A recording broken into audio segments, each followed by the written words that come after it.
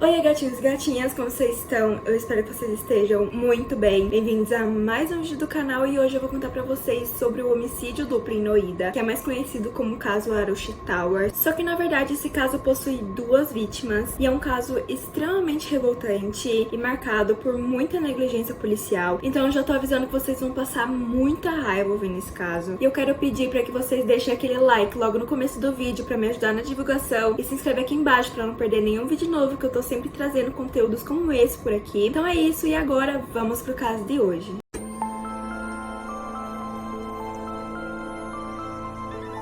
Arushi Tower nasceu no dia 24 de maio de 1994. Ela era filha de um casal de dentistas, o Rajesh e a Nupur. A família morava em um apartamento de luxo em Noida, na Índia. O Rajesh e a Nupur trabalhavam bastante. Eles atendiam pacientes no Hospital Fortis, onde Rajesh era chefe do departamento odontológico e a Nupur era super valorizada também. Rajesh dava algumas aulas na faculdade de odontologia ITS em Greater Noida, além de trabalhar no hospital. E além disso, eles tinham uma clínica odontológica própria em Noida. Anita e Prafur Duhani eram outro casal e eles eram amigos dos Towers. Eles moravam na mesma cidade, então eles decidiram ter uma clínica odontológica juntos. Só que essa clínica ia chamar Tower, porque era a clínica dos Towers especificamente, mas o casal Duhani também participava de todas as coisas, então era praticamente dos dois. Só que a clínica recebeu somente o nome da família Tower. Os horários dessa clínica funcionavam da seguinte maneira: o Rajesh e a Anita trabalhavam no período da manhã e o Prafur e a Nupur trabalhavam no período da noite, e o resto do dia eles passavam no Hospital Fortis e em alguns dos dias o Rajesh passava na faculdade de odontologia que ele dava aulas. Os Duhanis e os Towers também dividiam outra clínica odontológica, só que em Delhi, outra cidade indiana. Por trabalharem demais, a família Tower tinha muita ajuda em casa, especificamente porque a Arushi ficava a tarde inteira ali sozinha no apartamento, porque ela estudava de manhã, só que a escola era só meio período, então ela voltava pra casa e ficava sozinha. E aí, pra Arushi não ficar sozinha, eles contratavam várias pessoas pra ajudar em casa, eles limpavam, faziam comida, cuidavam da Arushi e afins. Um desses funcionários era o Hemraj, que tinha 45 anos, e ele fazia absolutamente tudo na casa. Ele cozinhava, ele limpava e ele cuidava da Arushi. E a Arushi gostava muito do Hemraj e a família Tower, no geral, também gostava bastante dele. E o casal também contava com uma empregada doméstica chamada Bharat, de 35 anos.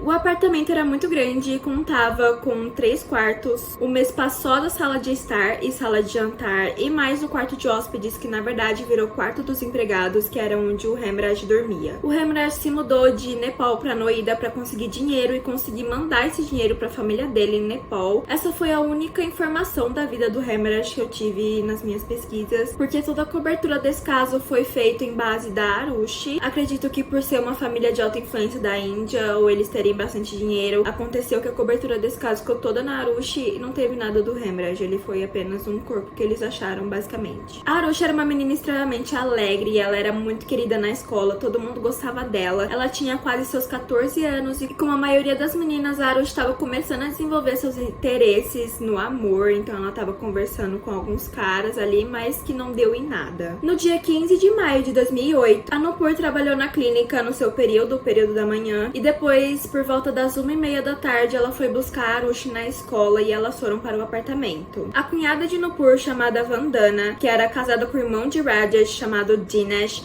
se juntou a elas para almoçar dentro do apartamento, e depois de terminar de comer, elas ficaram um pouco ali, e por volta das 4 horas da tarde, elas saíram para voltar para seus trabalhos e deixaram a Arushi sozinha com Hemraj e Bharat. A Nupur trabalhou no Hospital Fortis por volta das 4h30 até as 7 e voltou para casa por volta das 7h30. Durante o dia inteiro, Rajesh deu aulas na faculdade das 8 horas da manhã até as 3h30 da tarde, e depois ele trabalhou na clínica até 8h30. Aquele parecia ser apenas um dia normal na vida da família Tower. A Arushi foi pra escola, sua mãe buscou e elas almoçaram juntas no apartamento. O Hemraj cuidou da Arushi durante o dia inteiro. Depois ele fez o jantar e esperou o Rajesh chegar para que eles pudessem comer todos juntos. O Rajesh chegou por volta das 9h30 junto com seu motorista recepcionista chamado Sharma. O Sharma deixou o Rajesh na porta do apartamento. Ele voltou pro carro e foi estacionar na casa dos pais de Nupur, porque no apartamento não tinha mais vaga. Às 9h40, o Sharma voltou pra casa dos Towers e todos foram jantar, menos o Hemraj, visto que o seu prato foi encontrado intocado no dia seguinte. E essa, infelizmente, foi a última vez que a Arushi e o Hemraj foram vistos com vida por uma pessoa fora da família, que seria o Sharma. Segundo os próprios pais de Arushi, eles teriam terminado de jantar e aí depois eles foram entregar uma câmera digital Sony pra Arushi de presente de aniversário. A câmera tinha chegado pela manhã nos correios e era uma surpresa pra Arushi. Rajesh só ia entregar no dia do aniversário dela, mas a Nupur convenceu ele a dar a câmera antes. Ela simplesmente amou o presente e começou a tirar várias fotos dela mesma, dos pais e dela com os pais. E a última foto que ela tirou foi às 10h10 da noite. Era uma foto dela mesma sorrindo, ela estava super feliz, então por volta das 10 horas ela ainda estava viva. De acordo com os pais, a Nupur foi até o quarto da Arushi para ligar a internet, visto que o roteador ficava dentro do quarto da filha, e a Arushi estava deitada na cama lendo um livro. A Nupur ligou o roteador rapidinho e voltou pro quarto com o Rajesh. Mais ou menos nessa hora, o Rajesh atendeu uma ligação vinda dos Estados Unidos, navegou por alguns sites na internet e enviou um e-mail às 11h41 da noite, que foi o último registro de uso do laptop, mas a internet só foi desligada à 00h08. Por volta da meia-noite, um amigo da Arushi tentou ligar pro celular dela, mas não foi atendido. E aí depois ele foi tentar ligar pro telefone fixo da residência, mas também não foi atendido. À 00h30, ele enviou uma mensagem pro celular da Arushi, só que essa mensagem nunca chegou e ele achou muito estranho, porque a Arushi costumava ficar acordada até muito tarde. Então era muito estranho que ela simplesmente teria desligado o celular antes da meia-noite. Não tem como ter certeza dos fatos que aconteceu durante aquela madrugada, mas de acordo com os relatórios das autópsias, a Arushi e o Hemraj foram mortos por volta da meia-noite até a 1h da manhã. No dia seguinte, a Bharati chegou por volta das 6 horas e tocou a campainha, mas ela não foi atendida e quem geralmente atendia o portão para que ela pudesse entrar era o Hemraj, visto que toda a família ainda estava dormindo. Mas dessa vez o Hemraj não apareceu, mesmo depois dela ter tocado a campainha 3 vezes. Depois da empregada ter tocado a campainha pela 4ª vez, a Nupur apareceu pela janela do apartamento e gritou que o portão foi trancado por fora. A entrada do apartamento funcionava de um jeito diferente do que a gente está acostumado. Tinham 2 portões. O do prédio, que abria sem cadeado, era só dar um empurrão que ele abria,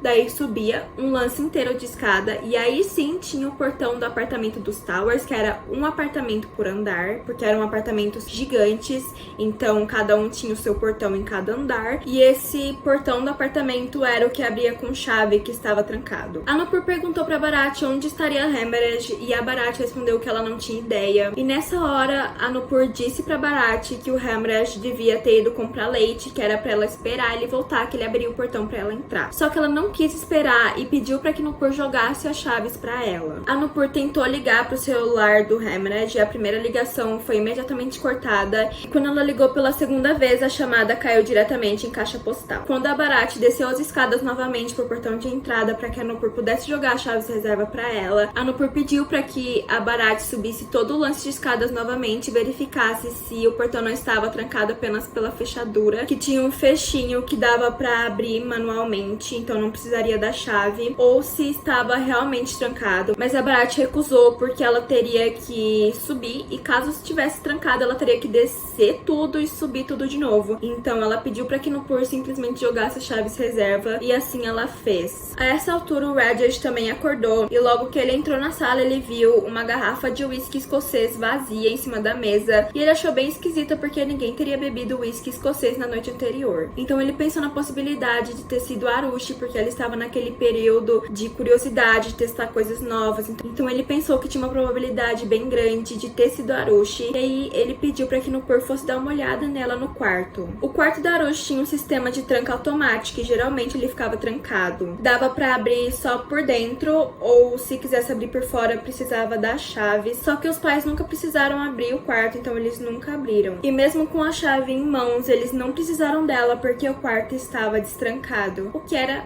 muito esquisito. Eles só empurraram a porta e encontraram a Arushi já sem vida, deitada na cama. O Rajesh começou a gritar desesperado e a Nupur apenas ficou parada, sem reação. E segundo ela, essa foi a sua reação de choque. Enquanto a descoberta do corpo acontecia, a Bharat descobriu que o portão estava realmente só trancado pelo fecho e ela não precisou das chaves. E quando ela entrou em casa, ela viu o Rajesh e a Nupur completamente em desespero, chorando, gritando por ajuda. Depois de perguntar o que havia acontecido, a Nupur pediu para que Bharat a seguisse e levou a empregada até o quarto da Arushi. A menina estava deitada na cama de barriga para cima, coberta por um cobertor de flanela e uma mochila no rosto. Nessa hora, a Nupur puxou o cobertor para baixo e expôs o corte profundo e grande na garganta de sua filha. Ambos os pais começaram a falar para Bharat que eles sabiam quem era o culpado, que eles sabiam quem fez isso e disseram que o culpado era Hemraj. A Bharat saiu para pedir ajuda para alguns vizinhos e quando ela voltou para o apartamento dos Towers, ela foi liberada. O casal começou a ligar para a família, avisar sobre a Arushi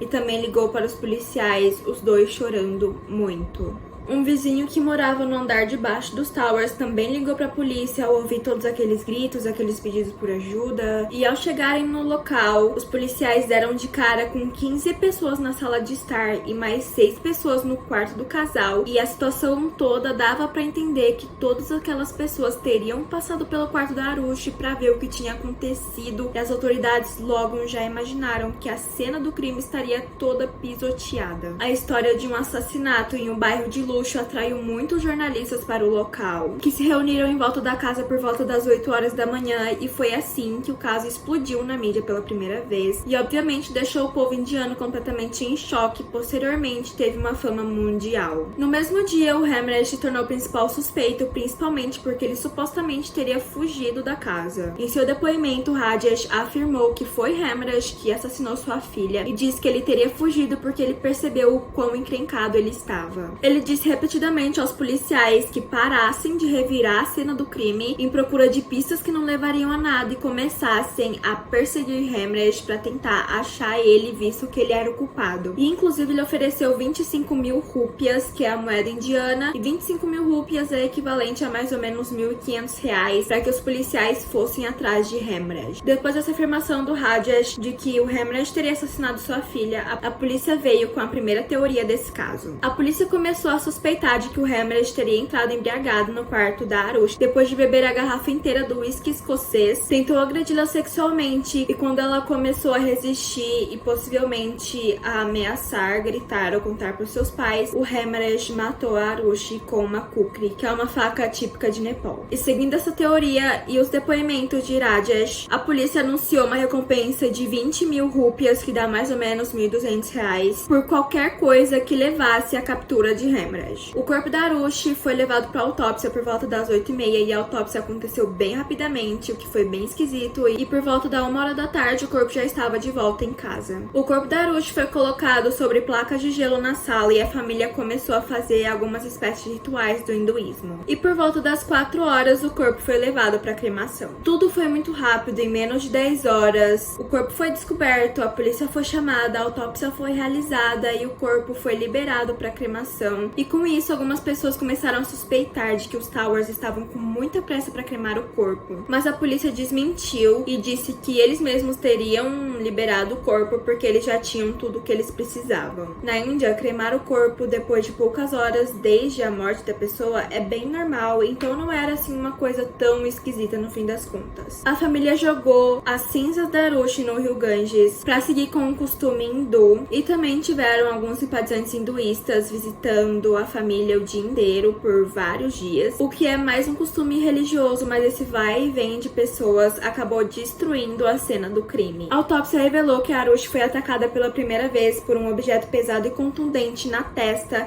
acima do olho esquerdo, o que deixou uma marca de um U ou uma marca de um V, e isso causou um corte profundo em sua testa e um coágulo de sangue em seu cérebro. E foi dado que essa seria a causa da morte. Quando ela foi cortada na garganta, ela já estaria morta. morta. O corpo não tinha nenhum sinal de agressão sexual e estupro, mas isso volta a ser questionado depois. Mesmo sem os sinais de estupro, haviam evidências de que o órgão genital da Arushi foi limpo depois que ela foi morta, o que era bem esquisito. Uma das primeiras teorias desse caso é que o objeto contundente e pesado que atingiu a Arushi era um dos tacos de golfe que o Rajesh guardava em casa. Também não se sabe com plena certeza qual foi o objeto usado na garganta da Arushi, que deixou uma marca de 14 centímetros de largura e bem fundo. Como eu falei, a Arushi foi encontrada coberta por um lençol e por uma mochila na cabeça, mas o esquisito é que essa mochila não estava nem um pouco suja de sangue. Havia sangue no chão, nas paredes, no travesseiro que a Arushi usava e na porta do quarto, mas não havia sangue nos brinquedos, na mochila e nem em um segundo travesseiro, o que levou as autoridades a acharem que foi uma cena montada, que esses itens foram colocados lá depois da morte da Arushi. O colchão da Arushi foi enviado para um laboratório forense para exames, junto com um travesseiro, um lençol e roupas. Depois desses testes, a polícia queria se livrar do colchão da Arushi, porque estava bem nojento, estava muito sujo, e eles estavam com dó da família por ter que lidar e ver aquele colchão sempre que eles passavam pelo corredor. Então eles decidiram deixar o colchão no terraço dos Towers, mas eles não conseguiram porque o terraço estava trancado. Uma senhora viu eles lá com o colchão ensanguentado na porta do terraço, tentando abrir, nada. E aí ela disse que o vizinho disponibilizaria o terraço dele para que eles pudessem colocar o colchão lá por um tempo até que eles conseguissem abrir o terraço da família Tower. E eles foram, colocaram lá, tudo bem até aí. No dia da descoberta do corpo da Arushi, um visitante percebeu que tinham manchas na porta e na maçaneta do terraço. Esse visitante teria errado o caminho para o apartamento dos Towers e acabou subindo um lance a mais de escada, e aí ele notou as manchas de sangue. Mas no dia que os policiais foram descartar o colchão da Arushi, nada foi encontrado. No dia do descarte do colchão da Arushi, um amigo do Rajesh teria subido um lance a mais de escada porque ele confundiu o caminho para o apartamento dos Towers, e ele notou manchas de sangue nas escadas e nas paredes durante o caminho. Mas anteriormente, naquele dia, na hora que os policiais foram levar o colchão da Arushi até o terraço, eles não notaram nada, o que nos leva a duas suposições. Ou alguém limpou o local, ou o colchão da Arushi teria deixado essas marcas. Mas, na verdade, um policial sabia sim das manchas de sangue, mas ele descartou e disse que eram marcas de ferrugem, e também desprezou as manchas no chão, porque ele disse que provavelmente o assassino teria levado a arma do crime pingando sangue até o terraço, só que ao notar que a porta estaria trancada, ele teria voltado e ido embora pela porta principal do prédio. Só que o que acontece? Não tinha mais nenhuma mancha durante todo o trajeto até o portão de fora do prédio, o que era bem esquisito, porque se o assassino tivesse ido realmente com a arma pingando sangue até fora do apartamento, teria sangue no caminho, na calçada, nas ruas e afins, mas não tinha absolutamente nada. A polícia chegou a ser persuadida para investigar o terraço, mas a chave não foi encontrada. Mais tarde, um colega de Rajesh disse que depois de um policial perguntar para ele onde estaria a chave, ele teria entrado dentro do apartamento e ficou lá por muito tempo. E ele disse que o Rajesh fez isso a fim de fazer com que os policiais percebessem que ele estaria procurando, só que ele não teria achado, e que eles fossem embora, o que realmente aconteceu. Os policiais realmente pensaram que ele estivesse procurando e não achou, e aí eles foram embora. Esse colega adicionou que depois que os policiais foram embora, o Rajesh subiu em direção ao terraço e pouco tempo depois ele voltou e entrou na casa segurando alguma coisa, escondendo. Ao ser questionado, o Rajesh afirmou que ele não se lembrava muito bem desse dia, mas que ele nunca tinha impedido as autoridades a entrar em nenhum lugar da casa. No final de tudo isso, a polícia permaneceu sem a chave do terraço e deixaram pra fazer isso no dia seguinte. No dia 17 de maio, o irmão do Rajesh, chamado Dinesh, levou um policial aposentado até o terraço, e esse policial não conseguiu abrir a fechadura. Então esse policial aposentado pediu que Dinesh ligasse para o superintendente da delegacia de Noida, e assim ele fez. E esse superintendente chamava Dataram. Dataram chegou no local e rapidamente ele conseguiu quebrar a fechadura da porta do terraço, e eles entraram. Imediatamente assim que eles entraram no terraço, eles viram um rastro enorme de sangue pelo chão, e no meio do terraço estava um corpo já em decomposição, deitado sobre uma imensa poça de sangue. O Dinesh não conseguiu identificar quem era, então ele ligou para o Rajesh, e o Rajesh foi até o terraço. Ele disse aos policiais que não tinha certeza certeza se o corpo era de Hemmerich por causa dos ferimentos e a decomposição, mas posteriormente um amigo de Hemmerich conseguiu identificar que o corpo era realmente dele. Os relatórios da autópsia revelou que Hemmerich morreu de uma forma muito parecida com a da Arushi, o que levou os policiais a acreditarem que foi a mesma pessoa. O corpo dele foi arrastado pelo terraço por pelo menos 6 metros já sem vida, o que fica evidente devido às manchas de sangue no terraço e também a alguns ferimentos que ele tinha nos cotovelos. Os especialistas da equipe forense começaram a suspeitar de que Hemmerich fora morto em outro lugar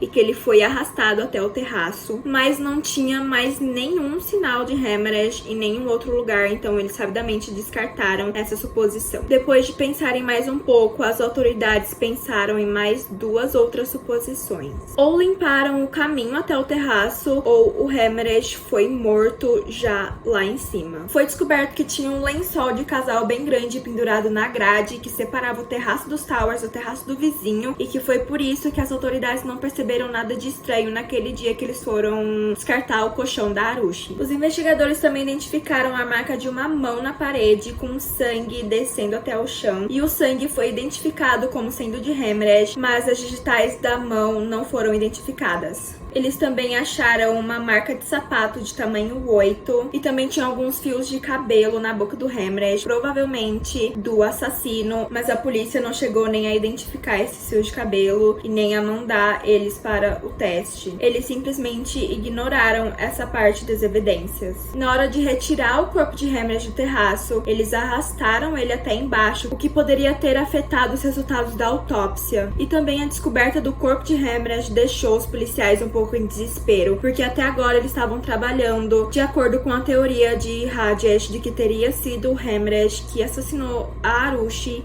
Então, com a descoberta do corpo do Hemmerich, com o Hemmerich morto, eles não tinham nem de onde partir agora, porque não tinha mais nenhum suspeito do caso. E o resto desse caso fica na parte 2, para que esse vídeo não fique muito extenso e nem cansativo para vocês. Então, já se inscreve aqui embaixo se você não for inscrito para não perder a continuação desse caso. Muito obrigada por ficarem comigo até aqui e espero vocês no próximo vídeo. Um beijo no coração, tchau!